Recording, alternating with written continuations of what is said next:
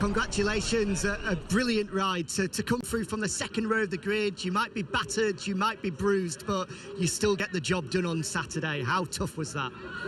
Yeah, today we breathe a lot on the qualifying practice, especially because my body cannot accept another big crash like yesterday.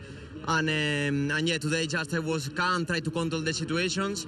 It's true that I didn't expect the victory on the sprint, but I start first and then I defend. I just try to don't do any big mistake, don't exaggerate, but don't do any big mistake. And yeah, that 12 points are super important. Let's see tomorrow if we can manage that T3, that turn 11, 12. That is my weak point here in this circuit. Congratulations. Thank you very much. Yeah, another awesome